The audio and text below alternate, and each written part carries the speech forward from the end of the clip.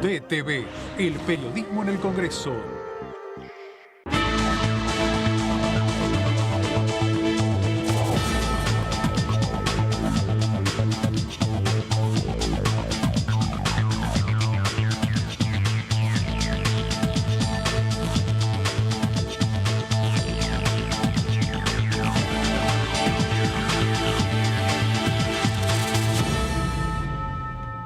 Hola, ¿cómo andan? Bienvenidos, bienvenidas a esta tercera edición de DTV. Aquí andamos entre comisión y comisión en esta jornada de martes donde hubo mucha actividad parlamentaria. Ustedes acaban de ver una comisión que sucedió más temprano, pero que, como veníamos transmitiendo en vivo y en directo en la Comisión de Presupuesto, ahora pudieron conocer que fueron discutiendo las diputadas y diputados que conforman la Comisión de Mujer y Diversidad, que ahora también en un ratito se están preparando para volver a reunirse, pero esta vez con la Comisión de Relaciones Exteriores y Culto, para avanzar en un proyecto que es muy importante, que viene también de la Cámara de Senadores, que es una situación que se viene planteando hace muchos años y es reconocer como parte de los tratados internacionales con jerarquía constitucional que tiene la Convención de Belén do Pará, la Convención contra la Violencia de Género, que rige y que han firmado todos los estados americanos a través de la OEA, que es parecida, similar, que replica, emula lo que se ha firmado también en la década de los 70, fines de los 70, en el 79, que es la Convención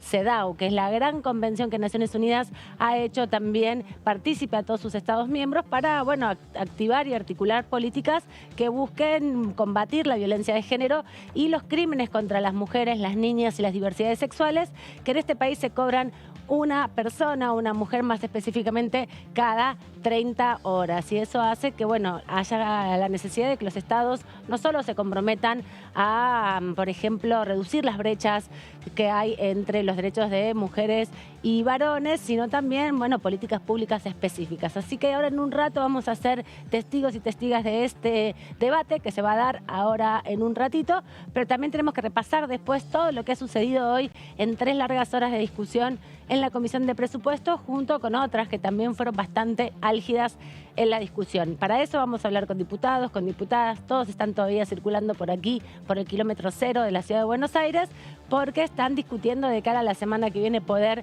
trabajar en el recinto el presupuesto 2023 en un modo bastante relajado, podríamos decir, sin muchas rispideces, pero el pedido explícito de Carlos Heller, presidente de la Comisión de Presupuesto, de tomarse toda la jornada de mañana para afinar el lápiz y mejorar entonces la redacción de muchos artículos que pidieron desde la oposición.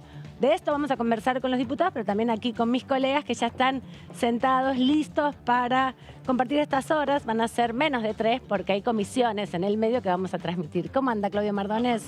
Muy buenas tardes. ¿Todo bien? Bien, muy bien. Siguiendo cómo va evolucionando un poco el poroteo y la negociación para poder llegar a un dictamen del presupuesto esta semana. Eso es lo que dijo Carlos Heller. El jueves a las 11 cita nuevamente aquí en la Cámara de Diputados para ya rubricar a ver ese cómo dictamen. Respira eso y en el medio, bueno, tener un tiempo para avanzar con algunas negociaciones también. ¿Cómo anda, Antonio Ricovene? Amanda, ¿cómo estás? Bien, también siguiendo en paralelo las distintas actividades que empiezan a darse, Sí. ¿no? Recordemos que mientras se debate el presupuesto no están todos los focos de atención porque en paralelo empiezan a verse otras comisiones que están trabajando distintos proyectos, lo comentaba recién en la apertura, lo que tiene que ver con el trabajo de la Comisión de Mujeres en la jornada de hoy, donde hubo dictamen para la atención de pacientes de frente a la muerte perinatal. Sí. Este proyecto que vienen insistiendo hace bastante, referenciado... Desde el 2014. Desde el 2014, sí, que tuvo dictamen, pero bueno, nunca pudo avanzar. Sí, lo La intención... presentó en su momento Cristina Álvarez Rodríguez. Cristina Álvarez Rodríguez y otra diputada que no me estoy recordando ahora, pero bueno, tiene que ver con la lucha de Johanna, para la ley Johanna. Sí, Johanna Pfeiffer, algo así. Sí, Pfeiffer. Pfeiffer es el nombre, que es una mujer que perdió a su bebé, el proceso de gestación, y sufrió mucha violencia obstétrica. Por eso hoy avanzaron con este dictamen, que ya tenía dictamen en la Comisión de Salud, así que está listo para que se apruebe en cualquier momento en la Cámara de Diputados. Creo que la otra diputada era Magdalena Sierra. Sí, Magdalena Sierra. Sí, su breve paso como diputada nacional, que luego volvió al municipio municipio de Avellaneda no solo impulsó algunas cuestiones vinculadas a ampliar y mejorar también la articulación en la educación no formal, sino este proyecto que lleva ya sus casi 10 años, ¿no? de intento. Sí. Ojalá se apruebe antes del Tal 2024. cual, una década de intentos ya. Sí, se suma a los proyectos largos de tranco largo aquí en la Cámara. Nos llama Sofi Raimundes porque les decíamos que estamos en la previa a la Comisión de Mujer y Diversidad junto con la de Relaciones Exteriores. Me trabó la lengua. Aman y compañeros, ¿cómo están? En el piso, buenas tardes. Sí, exactamente, está por comenzar en minutos nada más este plenario de comisiones entre la Comisión de Mujeres y Diversidad y de Relaciones Exteriores y Culto, y por eso estamos con la vicepresidenta primera de la Comisión de Mujeres y Diversidad, con Silvia Lospenato, que nos va a comentar brevemente cuáles son los temas más importantes a delinear en esta comisión y también un resumen sobre la comisión que acaba de pasar de mujeres. Bueno, ¿qué tal? Muy buenas tardes.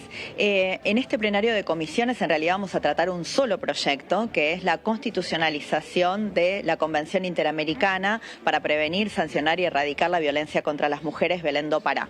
Belén do Pará ha demostrado ser en sus 28 años de vigencia tal vez el instrumento jurídico que más claridad ha llevado sobre que la violación, las violaciones de género, la violencia de género, perdón, en general, son violaciones a los derechos humanos y no son simples actos ilícitos que ocurren en la esfera de lo privado, en la esfera doméstica. Esta distinción central que luego se impone al resto de la legislación, y nosotros tenemos legislación nacional que ha desarrollado en nuestra ley de violencia integral este mismo concepto, entendemos que es muy importante que forme parte del bloque de constitucionalidad en la Argentina. Ustedes saben que desde 1994 el Congreso Nacional tiene la facultad de incorporar algunos tratados constitucionales con jerarquía constitucional. Desde aquella fecha hasta hoy se han incorporado 3 tratados y nosotros queremos que el 4º tratado que se incorpore sea Belén do Pará para reforzar este bloque de constitucionalidad y una política que la Argentina tiene ya, diría yo, como política de Estado, que es la lucha contra la violencia de género. Aquí desde el estudio, ¿cómo anda? Hola, ¿qué tal? Se me cayó justo y no te estaba escuchando. Ahí está. Solo te estaba saludando. Ahora sí. Quería preguntarte, decías que es muy importante esta convención internacional que se va a incorporar, que fue simultánea al proceso justamente en el 94 de la reforma constitucional. Llega tarde, ha pasado muchos años, es un buen momento para incorporarla, ha habido dificultades para que se reconociera la necesidad y la importancia de incorporarla al bloque de constitucionalidad. ¿Cómo ha sido estos más de 20 años de trasfondo? Bueno, la verdad es que ha costado muchísimo, digamos, tomar esta decisión. Hay que decir que el Congreso argentino no es la primera vez que debate la constitucionalización de este tratado y en general todos los tratados que han intentado en estos años ser incorporados tienen largos debates en el Congreso. Es el caso de Belén do Pará, que en varias oportunidades logró ser, digamos, despachada en comisiones y no logró ser finalmente aprobadas por ambas cámaras. Sabemos que requiere una mayoría muy importante de 2/3 en cada una de las cámaras, porque justamente se le está dando esta jerarquía constitucional. Sin embargo, me parece que después de todos estos años y sobre todo teniendo en cuenta la relevancia, no existe probablemente en el ámbito interamericano un documento jurídico de semejante relevancia, la Argentina realmente creo que está en condiciones de dar este paso y tenerlo incluido en su bloque de constitucionalidad. También debo decir que más allá de que todavía no esté incluido, sí hemos respetado, digamos, lo que señala la Convención, desarrollando un montón de leyes, un montón de instrumentos jurídicos de jerarquía inferior, digamos, al constitucional, pero que hoy se conforman en uno de los corpus jurídicos más completos de nuestra región para la protección de las mujeres, para justamente la erradicación de todas las formas de violencia. Así que me parece que este es un paso que nos debíamos, un paso importantísimo tenerlo incorporado, pero también es cierto que ya venimos actuando en consecuencia y que a lo largo de estos años, y yo diría como política de Estado, la lucha contra la violencia de género cada vez se ve más robustecida y fortalecida, lo que no implica que nosotros hayamos conseguido, porque esta es la deuda pendiente que tiene la sociedad argentina, erradicar este problema. Muy por el contrario, nosotros sabemos que lamentablemente los femicidios no bajan, que la cantidad de denuncias de violencia de género que se reciben en la línea 144 crece año a año, y este es un problema central que tenemos que atacar desde las políticas públicas. públicas. Pero desde el marco jurídico creo que Belén do Pará va a venir a completar, digamos, un corpus legal muy rico que tiene nuestro país y del cual podemos sentirnos todos orgullosos. Diputada, ¿cómo le va? Buenas tardes, buenas noches. La saluda Antonio Ricovene. Aprovecho este momentito con el móvil para preguntarle, bueno, si ve la posibilidad de avanzar en un dictamen para el presupuesto en los próximos días, como lo prevé el oficialismo, por dónde van esas negociaciones y, bueno, qué se puede esperar de acá en adelante.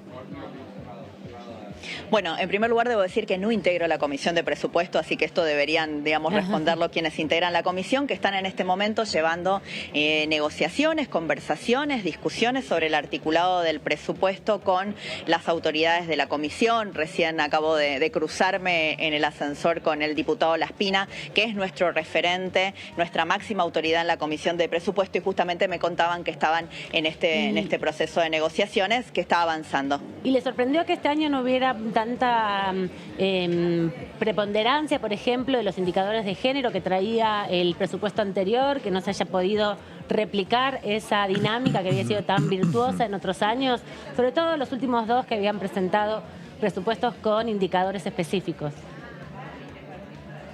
Sí, digamos, lamentablemente creo que esto es algo que ojalá podamos seguir haciendo a lo largo del tiempo. Sé que es un trabajo, digamos, difícil, ¿no?, que hay que hacer, porque hay que recoger las pautas presupuestarias en cada una de las áreas, cruzarlas con esta perspectiva de género para generar los indicadores, pero igual me sigue pareciendo, por supuesto, que es un proceso muy valioso, que nos da información muy rica, que además tenemos que utilizar para verla medida con otras herramientas que tenemos. Este año por primera vez tenemos los resultados de la ENUT, ¿no?, que es la encuesta del uso del tiempo que hizo el INDEC. Esa también fue una ley que aprobamos nosotros, esta Cámara de Diputados, hace unos pocos años, y que esta vez, por suerte, digamos, este año se ha podido medir por primera vez, y me parece que tener la posibilidad de vincular todos estos instrumentos, ¿no?, los instrumentos de medición de cómo está la situación, en este caso en el tema del uso del tiempo, pero en tantos otros, las distintas encuestas e indicadores que se relevan sobre violencia de género y otros, con las partidas presupuestarias, sin duda es valioso, así que es una práctica que creo tenemos que fomentar, que en la medida de lo posible se siga desarrollando. Gracias, diputada, por este ratito con la tercera edición. Me parece que la están convocando para arrancar ya con la comisión. Exactamente, muchísimas gracias. Adiós. Gracias, Sofi.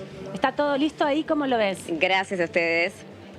Sí, está a punto de comenzar ya este plenario de comisiones. Tuvimos recién la palabra de la vicepresidenta primera de la Comisión de Mujeres, ¿qué tal? Y Diversidad. Y como ven a mis espaldas, están cada vez llegando más y más diputadas y diputados. Claro. Exactamente, acá nos conocen todos, obviamente, porque siempre estamos cubriendo lo que pasa dentro de cada una de las salas de las comisiones, también dentro del recinto. Este es un proyecto muy importante que se va a tratar, específicamente el de Belén do Pará. Vamos a estar acá también haciendo el post-comisión para seguir hablando con los diputados y diputadas que son protagonistas el día de hoy. Está Eduardo Valdés, ya el presidente de la Comisión de Relaciones Exteriores y Culto. También estuvimos viendo a las diputadas que conforman la Comisión de Mujeres, que estuvieron hoy más temprano y que van a continuar, bueno, este debate dentro de este plenario. Así que aquí nos quedamos, son las 18:15 exactamente. Va a comenzar en minutos nada más. Acá seguimos trabajando. Gracias, Sofía. Ahí te volvemos a contactar seguro después que termine la comisión. Y bueno, aquí estamos haciendo el aguante. Justo nos encontramos con la diputada Los Penato. Ella es una de las integrantes de la Comisión de Mujeres y Diversidad y además es abogada. Así que todas estas cosas, los instrumentos jurídicos, los conoce bien, por eso aprovechamos para sacarle un poco el jugo. Sí, vamos a ver cómo se planta la oposición frente a este tema, donde parece haber un acuerdo. Y bueno, las distintas posturas que van a plantear sobre este tema, recordando, ¿no? Vos le destacabas, Amanda, la dificultad desde el 94 para implementar este acuerdo. Sí, es muy fuerte porque, bueno, hace muchos años que vienen estando estos proyectos, porque les decía, es el correlato de la CEDAW, de la convención más importante de Naciones Unidas, pero de acá, de Latinoamérica, de América, en verdad, de la OEA, que es la Organización de Estados Americanos, y bueno, se usa mucho en los litigios, sobre todo violencia de género, aunque está incorporado, pero esto tiene le da otra categoría. Exactamente, lo jerarquiza de otro modo. Exacto, nadie puede decir que no lo conoce. A partir recuerde que está en el 75, inciso 22, que es el que recupera todos los tratados internacionales, y a los que se refería la diputada tienen que ver con los derechos de la ancianidad, que es una convención internacional que también se ha incorporado al bloque de constitucionalidad. El otro es el de derechos de las personas con discapacidad y el de derechos de las infancias. Son como los tres grandes convenciones y quedaba esta un poco ahí todavía sin... En la gatera. Sí, y ver si va a llegar al recinto, ¿no? Porque nos decía los penatos. Bueno, eso me preguntaba también, digamos, si finalmente va a haber condiciones para que llegue o no. Yo creo que la presidenta, como presidenta Cecilia Moró, va a ser una de las que va a negociar ahí. Lo vemos a Valdés ya listo, pero hace la diferencia, ¿no? Entender que algo es importante para las mujeres en este sentido. Me parece que haya una presidenta en la Cámara. Sí, y la valoración, ¿no?, del rango constitucional de este acuerdo, ¿no?, lo que se pactó en el artículo 75, inciso 22, decías recién. Vamos a ver también, bueno, después cómo se da el tratamiento y la implementación realmente de ese acuerdo. Sí, lo que es importante es que ahora, ya que se usa mucho la Convención Belén do Pará para litigar, para las reparaciones que ha hecho el Estado, por ejemplo, a las niñas abusadas en las comunidades originarias, ¿no?, que tuvo que pedir perdón la Argentina. También un último caso muy importante, el de Ivana Rosales, que es la primera vez que el Estado Nacional pide perdón por la ausencia del Estado en un caso de violencia de género. Les recomiendo ese documental que ha hecho Azul Rosales, la hija de Ivana Rosales, que murió en definitiva luego de 3 intentos de asesinato de su expareja, y la violencia que eso supuso.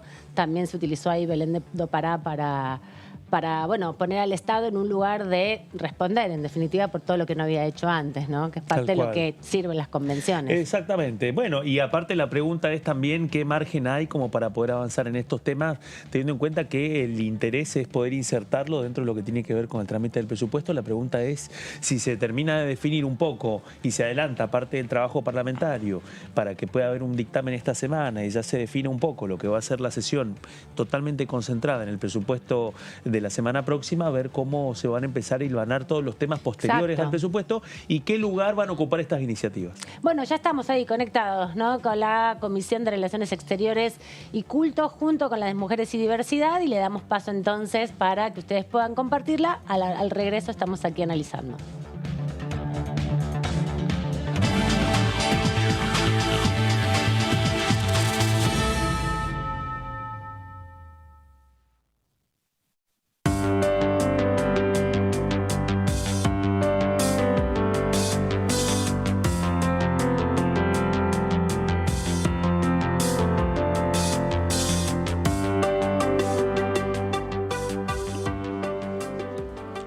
Buenas tardes, muchas gracias. Estamos tratando el predictamen de la Comisión de Asuntos Constitucionales en un encuentro conjunto entre la Comisión de Relaciones Exteriores y Mujeres y Diversidad. Vamos a tratar el asunto relativo al otorgamiento de la jerarquía constitucional a la Convención Interamericana para prevenir, sancionar y erradicar la violencia contra la mujer, la Convención de Belén do Pará. Y le doy la palabra a Mónica Macha, presidenta de la Comisión de Mujer y Diversidad. Bueno, muchas gracias, diputado. Buenas tardes a todos, a todas, a todes. Me parece, bueno, estamos con este dictamen que ya tiene, además, viene con el dictamen de asuntos constitucionales. Convocamos a este plenario porque con estas dos instancias ya puede pasar al recinto. Lo cierto es que es una convención de 1994, así que tenemos un retraso importante en incorporarlo a nuestra Constitución, con lo cual, digo, esta es la propuesta, el objetivo de este espacio. Y recalcar siempre que todas las instancias, todas las herramientas que nos permitan ir en un proceso de erradicación de la violencia por motivos de género, nos va a encontrar trabajando en esa línea. Y me parece que esto, afirmar el expediente y que rápidamente podamos llevar adelante esa acción. Nada más. Gracias. Muchas gracias.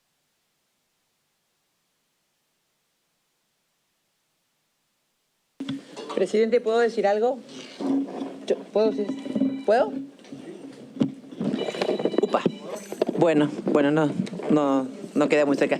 No, por supuesto, adherir a lo que vamos a firmar, pero me gustaría resaltar que en esta comisión, la competencia de esta comisión también es ver un seguimiento de los acuerdos internacionales que como país firmamos, de los organismos que integramos y de las posiciones que en base a esos organismos que integramos también fijamos, ¿no? Y a raíz de esto que vamos a firmar hoy, el silencio que ha tenido el gobierno con lo que ha pasado en las mujeres en Irán llama la atención. No solamente eso, sino cómo nos hemos abstenido con los informes de la Comisionado de Derechos Humanos en temas de Venezuela, en temas de China, lo tardío que fue nuestra posición en la invasión a Ucrania.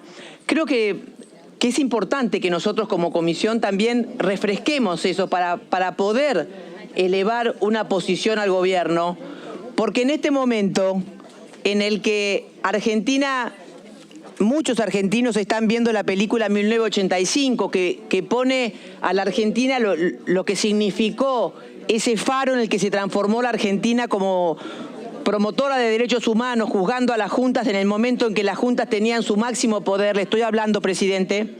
Entonces me parece que se contrapone ese faro de luz en derechos humanos que fue la Argentina a partir de 1985 con ese juicio a las juntas, hoy se está apagando si nosotros no hacemos sentir nuestras voces en todas esas violaciones a derechos humanos que hay en Cuba, en Nicaragua, en Irán, en Venezuela, en China, en las invasiones y anexiones a Ucrania. Solamente eso decirle, presidente. Muchas gracias. Gracias. ¿Alguien más quiere hacer uso? Solamente le digo, y no con ánimo de polemizar, que nosotros, varios diputados del Frente de Todos, acompañamos el proyecto de condena a la violencia que se estaba llevando en Irán, y estaba planteado inclusive tratarlo en la primera reunión que tuviéramos posible en la Comisión de Relaciones Exteriores, tema que adelantaron en la última sesión del Cuerpo. Ahora, no le huimos a ninguno de los temas. Le quiero decir que la Argentina, en los lugares donde usted marcó, integra el grupo de contacto, que es un grupo que conduce Noruega, y es un grupo que salimos del Grupo de Lima para integrar el grupo de contacto, y está trabajando en el tema Venezuela con, por ejemplo, cuando usted me decía, estaba buscando unas declaraciones del secretario general de Naciones Unidas de hace 2 semanas, planteando la evolución de lo que se estaba llevando adelante en ese encuentro del grupo de contacto. Por supuesto que no es lo rápido que uno querría, pero peor es la invasión a esos países. Nosotros creemos que con el diálogo es una forma de poder evitar la violencia. Le digo, en algunos lugares nos da resultados, en otros no, pero en todos los países, fíjese que en el caso de China que usted plantea, me plantea también el caso de Ucrania. Nosotros tenemos bien limpia nuestra conciencia con el tema ucraniano. Nosotros condenamos la invasión a Crimea de parte de Rusia en el año 2014, integrando el Consejo de Seguridad de Naciones Unidas. Marita Perceval era nuestra embajadora, y Héctor Timerman, el canciller, Cristina Kirchner, la presidenta, y se condenó la invasión a Crimea de Rusia, y en el 2015 volvimos a reiterar nuestros votos. Fue el gobierno de Cambiemos el que se abstuvo después en esos temas en la Asamblea General.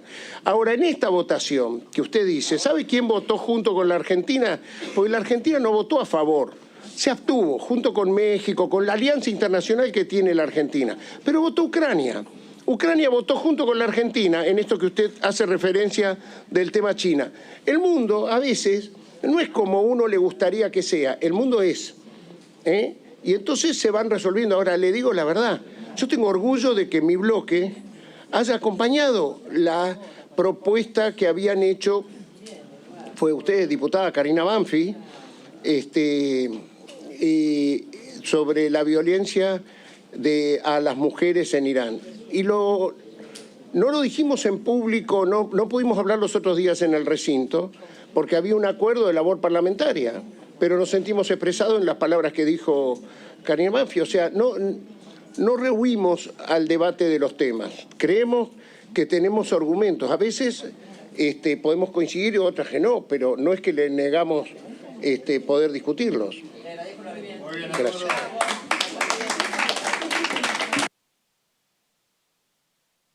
Sí. Les quiero decir una sola cosa. Nosotros tenemos un acuerdo de todas las comisiones que no iba a haber orador. Ninguno está preparado para hablar. O sea, como la diputada habló y yo sentí la necesidad de tener que responderle, pero quiero decirle, diputado, que había un acuerdo. Bueno, pero si vamos a hablar de este tema, yo le he dicho a usted que en el mes de noviembre tenemos que acordar el cómo va a venir el canciller Cafiero. Tengo que poner la fecha de un día que él podía estar acá y que acordemos cómo va a ser esa reunión. A pedido suyo, López Murphy. Pero con gusto. Me mira como si fuera un bulldog. No, le voy a hacer un reconocimiento. Fíjese, usted no quería que lo hiciera y le iba a hacer un reconocimiento. Ahí está, ahí está. No, porque vengo de la Comisión de Defensa, donde tuvimos una severa discusión por la denuncia penal que yo hice al avión de Al-Quds que aterrizó en nuestro territorio. Y a veces no se le da la jerarquía al caso. Me alegré particularmente que usted se expresara en términos tan claros contra la violencia contra las mujeres en Irán. Me pareció sano. No, está bien, pero digo, acá yo respeto las presidencias, o sea, como respeto los acuerdos, simplemente le quiero hacer un reconocimiento por una actitud diferente a la que acabo de escuchar en defensa sobre temas que no se puede tener dudas, nada más.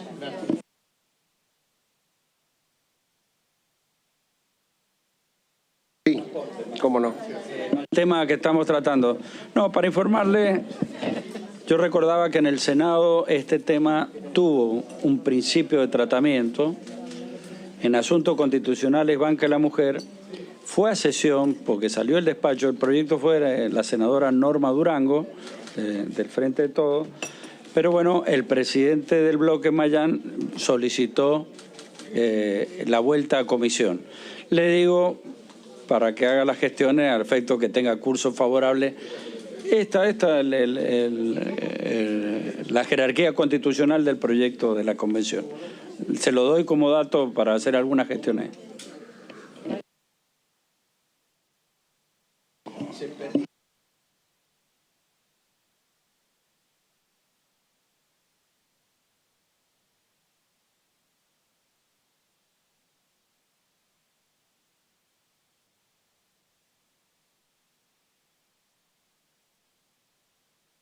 Levantamos entonces la sesión, terminamos con la firma y listo. Gracias.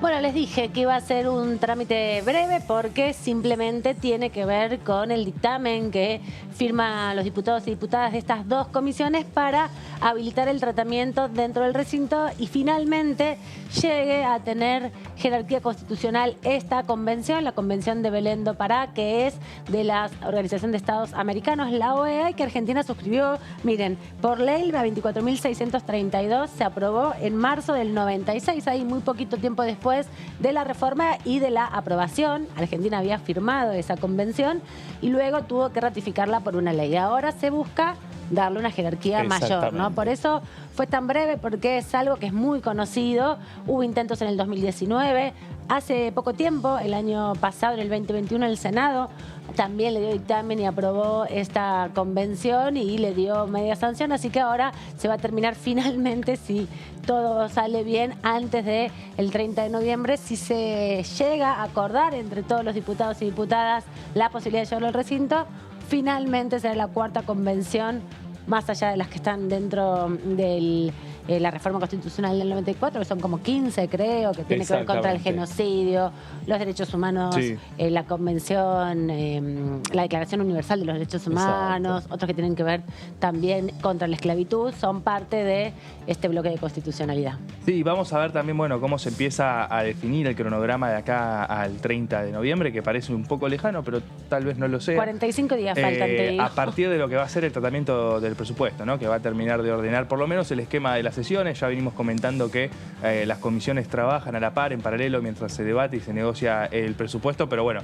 la próxima sesión todo indicaría que sería la del presupuesto con este único tema como eje central, y a partir de ahí, bueno, veremos cómo sigue el derrotero de los temas. Seguramente, porque hoy lo dijo claramente Carlos Heller, más o menos estuvieron 3 horas discutiendo los diputados y las diputadas de la Comisión de Presupuesto. En un rato, más cerca de las 20, vamos a estar hablando con una de las diputadas del oficialismo que estuvo ahí presente, que es una de las especialistas en temas económicos, porque hubo bastante punteo de los diputados de la oposición sobre la modificación de algunos artículos, ¿no? Y Heller dijo, bueno, mañana nos sentamos a hacer la letra fina. Exactamente. Bueno, hay algunos planteos que ya nos habían anticipado los diputados de La Rioja en torno a una negociación que estaba vinculada a unos 50.000 millones de pesos para equiparar precisamente el punto de coparticipación que les quitaron. Retraído. Exactamente. Ese es uno de los ejes. Otro de los ejes que avanza silenciosamente también tiene que ver con los subsidios para el transporte público. Sí, bastante ruidosamente, te diré. Silenciosamente vos porque sos generoso, pero le dan con ese tema sin parar. Y por lo que aparte nos han dicho también es que a la vez de lo que se empieza a escuchar en la Comisión de Presupuesto, también hay una interlocución entre el Ejecutivo y los gobernadores, porque es un tema que realmente entienden que implica regular dos cosas: lo que queda del financiamiento para este último trimestre del año, y por otra parte terminar de definir cuál va a ser el esquema para el año próximo, y también con un dato inesperado que surgió anoche y que tiene que ver con el desacuerdo que hay entre la Unión Cívica Radical, el bloque de la Unión Cívica Radical y el Comité Nacional de la Unión Cívica Radical, con la coalición cívica a partir de un proyecto presentado la semana pasada por todo el bloque de la coalición cívica, conducido por Juan Manuel López, en donde lo que plantearon es directamente avanzar en un proceso que anule el régimen de promoción industrial de la provincia de Tierra del Fuego. Y en ese contexto es que precisamente anoche el Comité Nacional de la Unión Cívica Radical, no el bloque de la Unión Cívica Radical, salió Morales, digamos. Salió Morales, Gerardo Morales, directamente a sostener de que no lo van a apoyar, de que mandataron a los dos bloques, tanto en el Senado como en la Cámara de Diputados, para que se opongan y para que no le presten atención. La respuesta de la coalición cívica fue inmediata, veloz, también diciendo, bueno, si piensan que esta es la discusión, están totalmente equivocados. La coalición cívica insiste con que va a continuar con este debate. No, te pregunto si eso es parte de lo que estaba en la separata, ¿no? Porque lo había mandado Massa también, algo había dicho de ese tema. La coalición cívica mete el dedo en esa llaga. Es el primero de los proyectos primero que tal cual, se que anima. surge ahí diciendo, bueno, porque lo habíamos dicho ya desde que había comenzado el debate en la Comisión de Presupuesto. Sergio Massa dijo, bueno, la idea es que esto pueda mínimamente, la separata es que quienes reciben los beneficios fiscales vengan a revalidar los títulos acá a la Comisión de Presupuesto. Se las tiro, incluso, se las dejo picando. Este fue uno de los temas que cuando se prorrogó hace poco por 10 años más, generó bastante conflicto hacia adentro de Juntos por el Cambio, digo, ya viendo que se venía este conflicto. Sí, también me parece que en ese momento se intentó diferenciar, ¿no?, entre la promoción específica para la producción y también un régimen particular de afectación impositiva como parte de estas promociones particulares que se quieren hacer. Se preguntaron muchos qué pasaba, ¿no?, con eso que se había aprobado hace un par de meses atrás y esto nuevo que traía Sergio Massa. Pero bueno, la intención de Massa, en definitiva, como ministro, es poner sobre la mesa por dónde se va la canaleta de los subsidios, digamos, para conocer un poco también quiénes son los beneficiarios de todos esos procesos. Ahora, no creo que Tierra del Fuego desde el oficialismo tampoco salgan a bancar eso. Y una particularidad, la coalición cívica no tiene Ni ningún uno diputado Claro.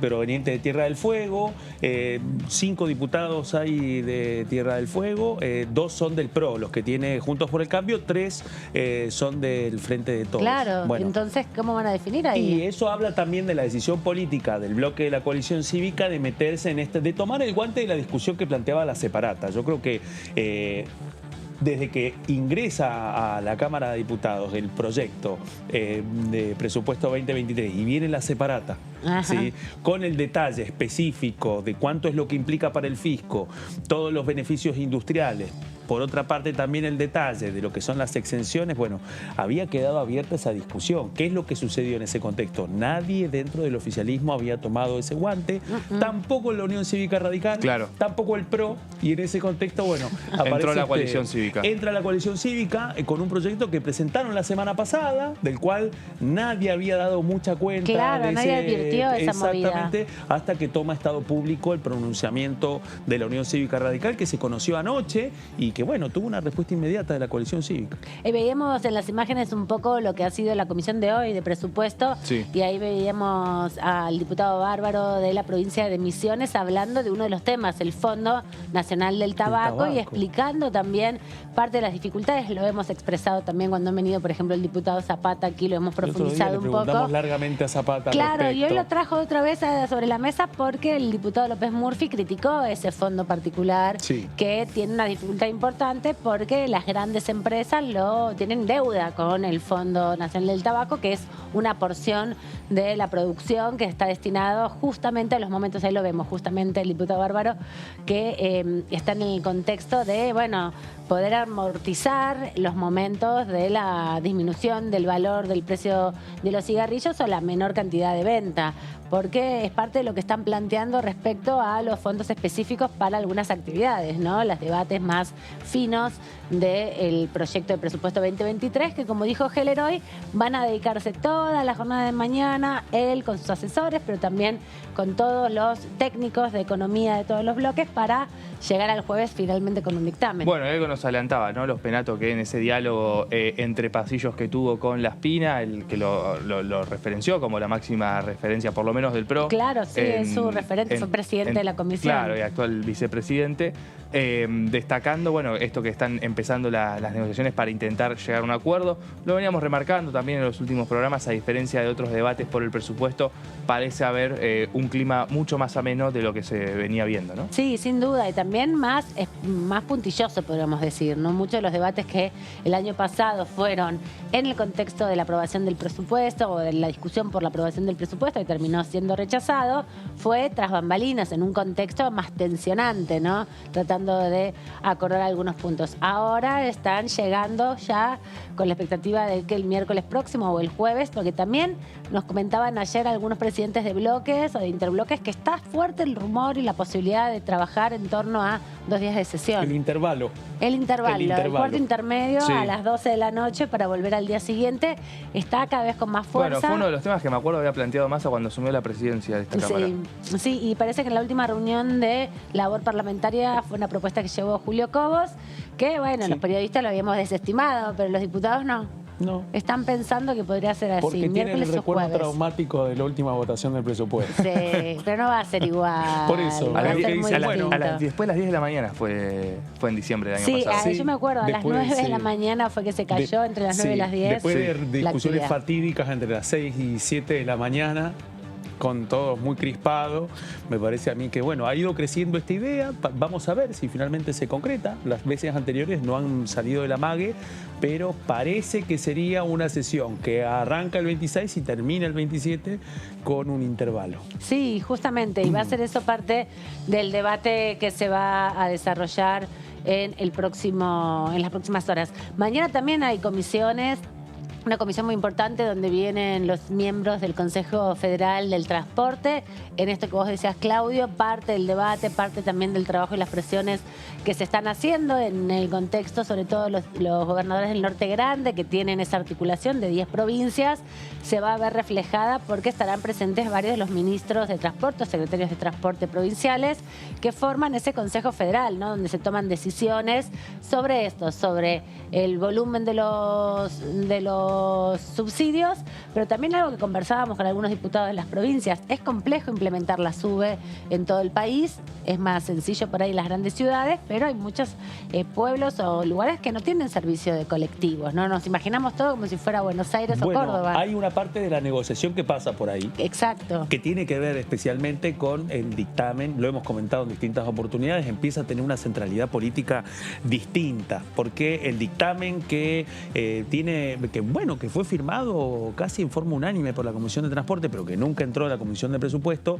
y que plantea ampliar el fondo compensador del transporte este año a 59.500 millones de pesos, tiene esta otra segunda parte, que es la obligatoriedad de contar con el funcionamiento de la SUBE como una forma de garantizar el acceso a la provincia que tiene SUBE, tiene acceso para el subsidio. La que no tiene SUBE, sí, difícil. pero ahí también se da una paradoja porque no todas las ciudades son iguales, ¿no? No todas las provincias, sino todos los municipios dentro de las provincias son iguales. Parece que el eje está puesto en las grandes capitales, en los núcleos urbanos, en donde parece que se combina los distintos sistemas de pago, la ecuación de subsidios que en distintas provincias es muy distinta.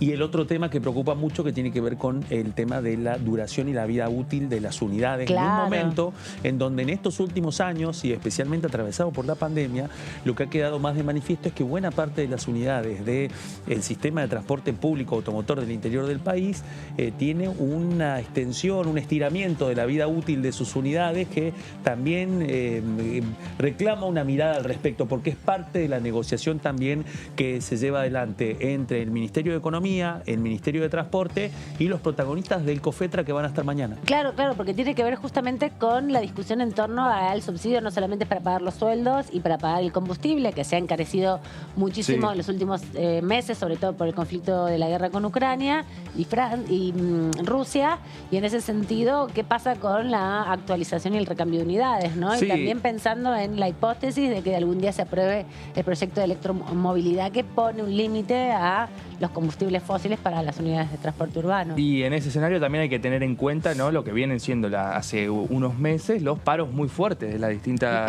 líneas de colectivo de parte de las empresas, reclamando por los subsidios y bueno, y complicando también la movilidad de millones de personas. Ahí es donde está la clave de parte de la visita de mañana, porque la semana pasada se concretó un paro de 48 horas en todo el país, salvo en el área metropolitana, que fue casi invisible para Buenos Aires, pero que tuvo un impacto muy fuerte, un alto acatamiento en las 23 provincias de nuestro país, salvo algunas excepciones. No hubo paro en Chaco, no hubo paro en el caso de la provincia de Buenos Aires, no hubo paro en Bahía Blanca, por ejemplo, pero la negociación no ha terminado, hubo un cuarto intermedio, las partes se reunieron el viernes, convocadas por el Ministerio de Trabajo, que se reúnen acá, a una cuadra del Congreso de la Nación. Los he visto en estos días. Ahí había otros manifestantes. Y ahora, digamos, ahí es donde se estaba cocinando un poco la paritaria, la aplicación para el interior de la paritaria acordada para el área metropolitana, que tiene que ver con una equiparación del básico. Claro, porque en las grandes ciudades por ahí se puede dar esa equiparación, o por ejemplo en la zona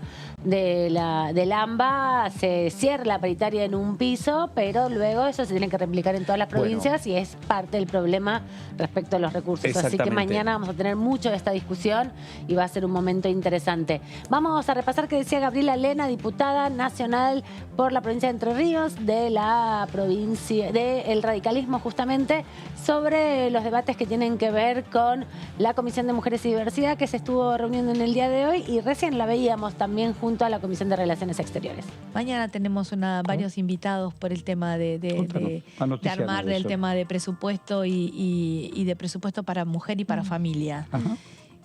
Tenemos varios invitados, así que vamos a ver bien. Me parece que obviamente siempre nos gustaría que haya un poquito más. Me parece que tenemos que tomar una forma de ejecutar este presupuesto buscando políticas que realmente sirvan para erradicar la violencia. ¿Cómo se hace? El tema es que a veces, porque también nos ha pasado, cuando empezamos a hablar del tema cuando banalizamos tanto el tema de violencia en algunos momentos, somos inclusive injustos con algunos hombres que son víctimas también de violencias cruzadas. Claro. Es difícil a veces hablar de este tipo de cosas. No, pero hay que hablarlo. Pero también pasa que cuando nos pasamos de la raya con esto de pedir tanto o exigir o que no se puede decir nada, a veces, así como son violentos los hombres, también somos violentas las mujeres. Y se da a veces. Hay una sociedad violenta. Y en esta situación, obviamente que el femicidio lo vemos, el femicidio es de la mujer. Sí, claro. Y obviamente que hay una situación de mucho más fragilidad en la mujer y hay una situación cultural donde debemos proteger un montón de situaciones de la mujer. Sin duda. Pero lo que no tenemos que hacer es dejar de ver que también existen situaciones donde muchas veces algunas mujeres aprovechan de este tema.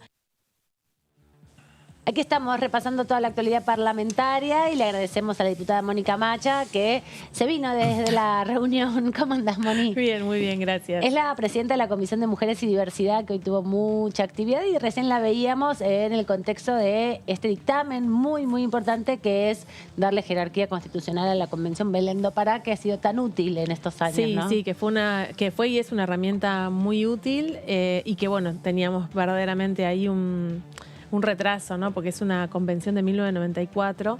Entonces, bueno, avanzar en que finalmente la podamos incluir en nuestra Constitución, darle ese rango y bueno, y ser parte entonces también de, digamos, cumplir los acuerdos a los que Argentina se comprometió. Y además porque muchas veces los jueces pasa que no la utilizan, no le dan tanto crédito. Dicen, bueno, sí la leo, pero la dejo ahí, no la voy a tomar en cuenta. Y tiene determinadas pautas, ¿no? Sí, de responsabilidad del Estado. Totalmente, totalmente. Me parece que eso es central y bueno, hoy hicimos esta comisión plenaria, ya este proyecto ya tenía el dictamen de asuntos constitucionales, así que faltaban estas dos comisiones y pudimos acordar en hacer un plenario de comisiones. Hubo muchos intentos, ¿no? También hubo en el 19, acá en Diputados, también en el Senado, ¿no? En el 21 hubo un intento y naufraga. Y naufraga. Vamos a tratar de que esta vez yo tengo fe con que tengamos una presidenta de la Cámara que eso puede impulsarla. Sí, yo creo que sí. Yo creo que en esta oportunidad lo vamos a lograr. Bien. Otro de los temas que estuvieron trabajando hoy tiene que ver con el tratamiento de la atención a pacientes frente a la muerte perinatal. La ley Joana, otro de los temas que también viene con varios intentos. Repasábamos con Amanda recién desde 2014. Bueno, ¿qué posibilidades ves de avanzar? Emitieron dictamen hoy en Comisión de Mujeres, ya tiene de salud y queda presupuesto, ¿no? Queda presupuesto, que la idea es también, aún en este contexto bien complejo, donde la Comisión de Presupuesto está obviamente con mucha actividad, pero nos parece importante que se pueda incorporar este proyecto, que podamos tener entonces el dictamen de esa comisión y que rápidamente pase al recinto. Hace 2 años atrás, o el año pasado, ya no recuerdo bien, pero habíamos logrado también el dictamen. Y bueno, la idea es que esta vez también podamos en ese sentido avanzar. Un proyecto que lo que plantea es la incorporación de medidas médico-asistenciales cuando se produce una muerte perinatal. La verdad es que lo que cuentan las compañeras y compañeros que atraviesan una situación tan dolorosa e irreparable, y eso cómo se articula muchas veces con el maltrato institucional. Entonces, lo que busca este proyecto de ley es poder contar con protocolos, con instancias que permitan que el tratamiento de esa situación acompañe un proceso de duelo, digamos, que permita elaborar esa pérdida y que no genere, que no sume padecimientos, ¿no? Claro, desde el tratamiento, veces... desde lo que se le dice a una mujer o a una persona con capacidad de gestar cuando pierde un bebé. Muerte perinatal, estamos hablando de la semana 22 a los primeros 7 días de vida extrauterina, ese es el periodo. Y muchas veces, aún con buenas intenciones, lo que se le dice a una mujer o a una persona con capacidad de gestar frente a esa situación son tal vez discursos del sentido común que son sumamente dolorosos. Claro. Hasta ubicar a esa mujer Exacto. en la misma sala de maternidad. Digo, no hay registro, a veces falta empatía para poder acompañar a una mujer en esa situación. O decirle mamita, mamita. Sí, o decirle, embarazo. por ejemplo, algo que siempre decía Joana, por ejemplo, con cómo se hace con la producción de leche. Claro. Y que una enfermera le dijo, bueno, apretate las tetas y ya. O sea, como una cosa que no registra todo lo que está pasando esa persona y esa familia.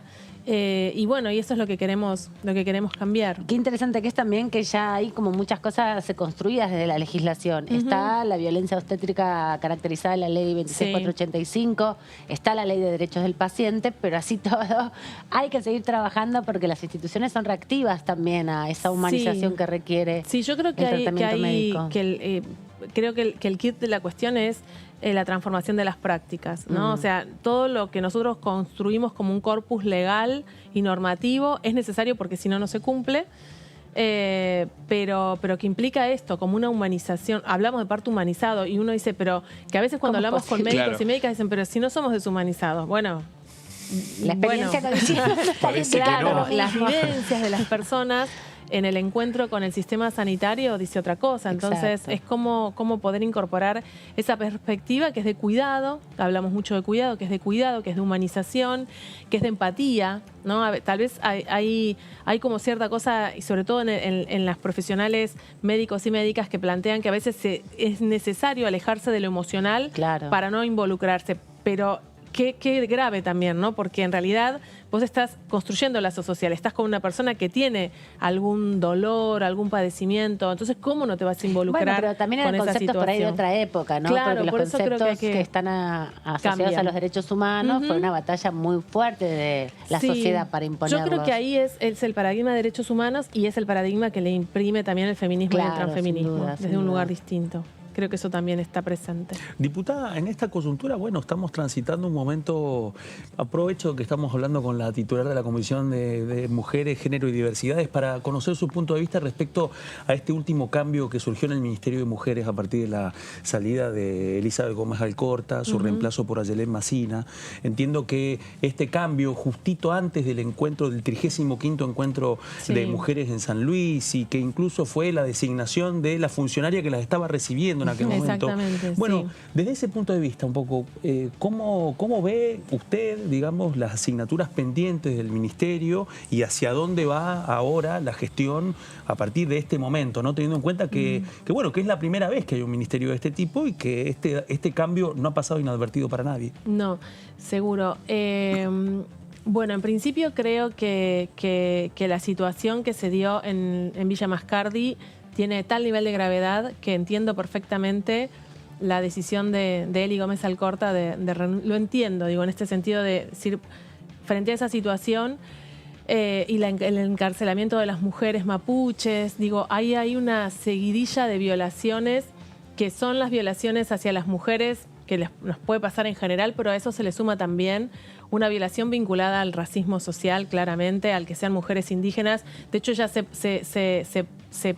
se postulan o se nombran, mejor dicho, como presas políticas mapuches, ¿no? Entonces, en ese sentido, creo que la llegada... Justamente hoy tuve reunión con Ayelén Macina, una persona que ya viene con una experiencia también en la provincia de San Luis, que como vos decías también ha tenido un rol recontra importante en lo que fue la organización del Encuentro Plurinacional de Mujeres y Diversidades.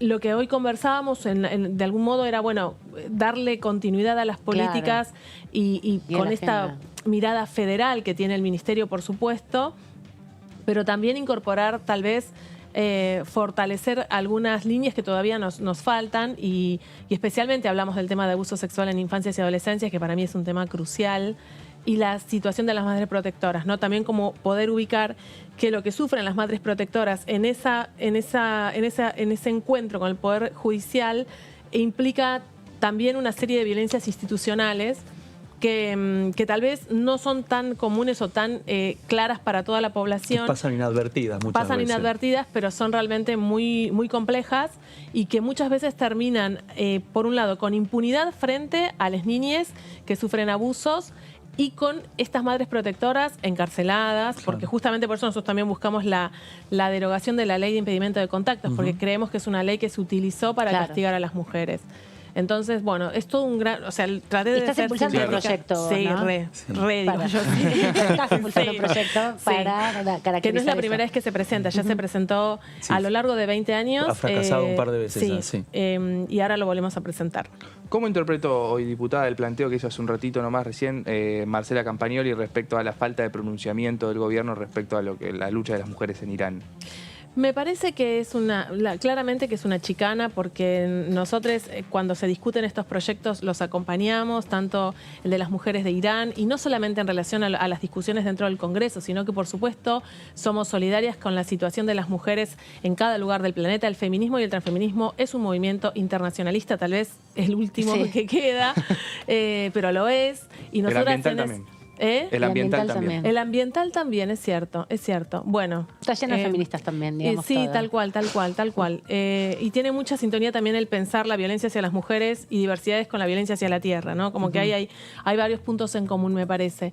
Así que nosotros somos un espacio político que siempre ha estado y que digamos, tenemos un montón de instancias de nuestros discursos, de nuestras políticas públicas, aún sabiendo lo que falta y aún sabiendo que a veces las cosas son fallidas, pero que sí hay una mirada y una perspectiva que tiene que ver con poder fomentar y promover la erradicación de la violencia por motivos de géneros en cualquier lugar del mundo. Así que creo que el decir de la diputada es un decir muy parcial. Y bueno, obviamente no lo comparto, y me parece que es tan parcial que, por ejemplo, a la hora de hablar de Cuba, por ejemplo, no tiene en cuenta la situación de bloqueo de tantos años y cómo eso también incide en la política pública de Cuba, como por ejemplo no hace mención a que en Estados Unidos hay un retroceso en relación al aborto legal y que hay un retroceso con toda la legislación que está vinculada a la diversidad sexual. O en España, ¿no? Francia, en España, Alemania. todo el surgimiento de la ultraderecha o lo que vemos también con Milei. Ahí hay un recrudecimiento de discursos muy conservadores para pensar las relaciones sociales, la vida sexual, las identidades de géneros. De hecho, el otro día yo lo escuchaba a Milei diciendo que si él es presidente sacaría la ESI, por ejemplo. ¿no? Bueno, y en relación a eso te quería preguntar, porque hoy en la comisión también intentaron aprobar un proyecto que tiene que ver con la ley Micaela en los medios de comunicación. Es una de las demandas, no solamente de quienes trabajamos en medios hace muchos años, sino, bueno, hay una mirada más crítica de la sociedad sobre cómo abordan determinados temas. Bueno, estamos ahora con Gran Hermano, por ejemplo, y hay mucha crítica por los dichos homofóbicos. Totalmente. Y bisexuales odiantes, podríamos decir, totalmente. que fueron muy mal pronunciados y muy mal expresados. Te quería preguntar, ¿cómo, porque esto que vos decías de la ideología de género, como el discurso de estos sectores conservadores, también un poco se cuela en estas ideas de que si se forman los compañeros y compañeras de los medios en género, hay un adoctrinamiento, ¿no? Hay una mirada un poco maniquea con eso. Sí, totalmente. Es un proyecto que la verdad nuestra intención era poder dictaminar hoy. Es un proyecto además que viene promovido por la Fundación Micaela García y con el acompañamiento de la red de medios digitales. Sin embargo, bueno, Juntos por el Cambio entre ellos no logran un consenso en el texto, por eso lo tuvimos que pasar a asesores nuevamente. Y creo que siempre lo que está dando vuelta es un poco esto que vos decías, ¿no? Como esta idea hacen como una equivalencia entre sanción y censura permanentemente, y sobre todo cuando se trata de medios de comunicación. Y cuando se trata de género. Y cuando se trata de género, y son cuestiones que no son conceptualmente, no es lo mismo. Entonces, bueno, ahí estamos con esa discusión. Respecto al presupuesto, otro de los temas que está en debate, y bueno, en los últimos años se pone especial atención, por lo menos en un sector, me imagino que es el tuyo, la lupa en lo que tiene que ver con respecto a la erradicación de las violencias de género y las luchas que venías mencionando recién. ¿Qué análisis haces de lo que se presentó y de lo que se está debatiendo que se puede llegar a modificar, ¿no? Bueno, estamos en pleno debate. Yo especialmente mirando el presupuesto del Ministerio de Mujeres, Géneros y Diversidad. Y bueno, también con esa discusión que implica claramente que cuando hablamos de cualquier política pública, eso tiene que estar acompañado de un presupuesto acorde, y que nuestro avance también en la política pública con perspectiva de género necesita de presupuesto. Estamos en plena discusión y analizándolo y con la idea de poder debatirlo y de poder lograr lo que necesitamos. Diputada, teniendo en cuenta que, hace un ratito nos contaba que se reunió con la flamante ministra, ¿qué agenda legislativa consideran más urgente, teniendo en cuenta que, el debate del presupuesto ya corta los tiempos posibles para aprovechar lo que queda de periodo de sesiones ordinarias? Prioridades y tiempos que están analizando para lo que queda este trimestre y hasta que lleguemos a marzo del año próximo. Bueno, en principio hay una cantidad de proyectos ya ingresados, no solamente del Ejecutivo, fundamentalmente del trabajo legislativo, y lo cierto es que estamos tratando de lograr todos los acuerdos. Es muy difícil poder llegar a los acuerdos por el nivel de paridad que tenemos con Juntos por el Cambio. Claro. Entonces, cada paso que damos implica mucho consenso, que no está ni bien ni mal, digamos, es la situación en que nuestro sistema democrático también nos pone en este momento y es también poder atender esa situación. Así que hoy tuvimos tuvimos 2 comisiones de mujeres y diversidad para realmente avanzar con muchos proyectos, muchísimas declaraciones también. Y en esto, viéndolo con Ayelen también en cómo encauzar o cómo acompaña el Ministerio todos estos proyectos. Y el proyecto que estaban discutiendo, que se había venido trabajando sobre cuidados, que era uno de los proyectos insignia, le había mandado el Ejecutivo, Sí. había habido también una serie de consultas federales, van a seguir avanzando con eso, lo van a revisar, Sí. lo van a separar. La idea es que podamos avanzar en el tratamiento, que podamos tener algún avance antes de que termine el año legislativo.